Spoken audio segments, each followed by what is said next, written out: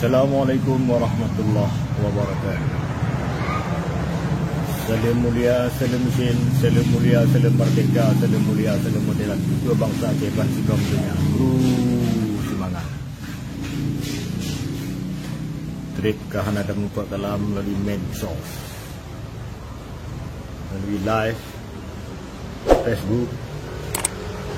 Semuanya belum kita tak buka live dari Facebook dengan tema Road to 4 Desember. Langkah menuju 4 Desember 2020.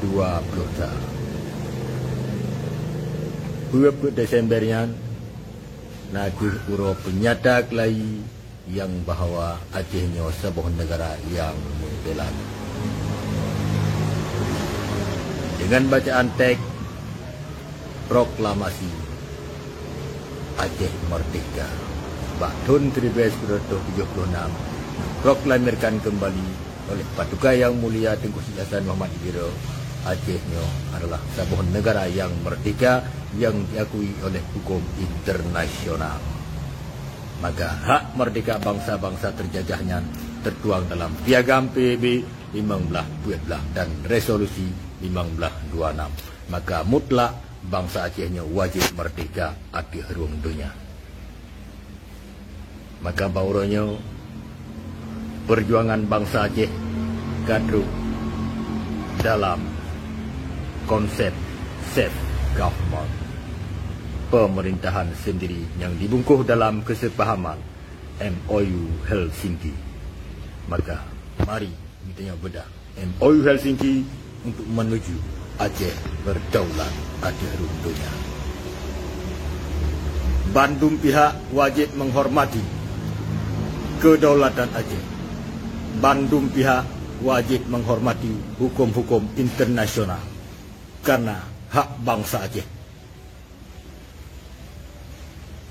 saban dengan hak bangsa-bangsa yang ada di dunia. Maka bangsa Aceh wajib merdeka di ruang dunia sesuai dengan hukum internasional tentang hak merdeka bangsa-bangsa terjajah. Maka kepada seluruh bangsa-bangsa yang ada di dunia wajib melindungi hak merdeka bangsa Aceh dan wajib memfasilitasi bangsa Aceh untuk menempuh kemerdekaannya. Maka dalam halnya ukur bangsa Aceh ban Sigom dunia jak saban sari tadang bekang tagleng lagi ada pula. Kru semangat ukur bangsa Aceh ban Sigom dunia. Damai naduh langkah awal menuju kemerdekaan yang hakiki. Maka ukur bangsa Aceh ban Sigom dunia jak saban-saban pejuang hukum Allah adih bumi Aceh. Wajib hukum bagi tiap-tiap bangsa Aceh yang kaji mudib. Wajib hukum bagi tiap-tiap bangsa Aceh yang kaji melahi dan dimudib dan insyaAllah akan memati di bumi Aceh. Wajib hukum untuk pedang dalam Allah adih bumi Aceh. Bangsa Aceh hana musuh. Bangsa Aceh adalah bangsa yang membawa peradaban. Bangsa Aceh adalah rahmatan lil alamin bagi seluruh bangsa-bangsa yang ada di dunia. Maka penting bagi bangsa Aceh orangnya untuk menyuarakan kebenaran yang hak. Maka undang-undang internasional tentang hak bangsa-bangsa terjajahnya wajib dapat terang lagi dengan bangsa Aceh karena bangsa Aceh nak model di ruang dunia.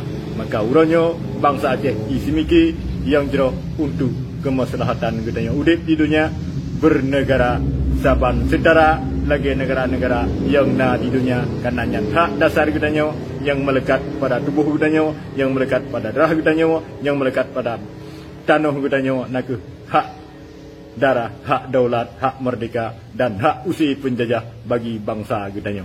Maka hana sabuh bangsa api yang dijajah gedanya apabila bangsa Acehnya ka mensabuh lagi hajat pada gua yang mulia Tengku Syekh Hasan Muhammad Ditiro musabohnya dalam kalimah la ilaha illallah Muhammadar Rasulullah.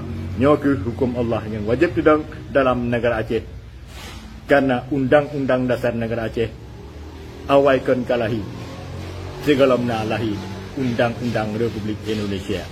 Undang-undang dasar negara Aceh 16 hena Al-Quran hadis. Maka dalam matu negaranya disusun dalam sebuah kitab Nuzul Balha Ahlus Sunnah wal Jamaah yang itu tatanan negara. Maka hana musabah si dompi akan teraniaya oleh bangsa Aceh. Maka apabila bangsa yang menyerang bangsa Aceh, maka wajib bagi bangsa apabila bangsa yang menyerang bangsa Aceh, maka wajib bagi bangsa Aceh untuk putun kedaulatan atihnan la ilaha illallah Muhammadar Rasulullah. Hadanallahu wa iyyakum ajma'in. Assalamualaikum warahmatullahi wabarakatuh.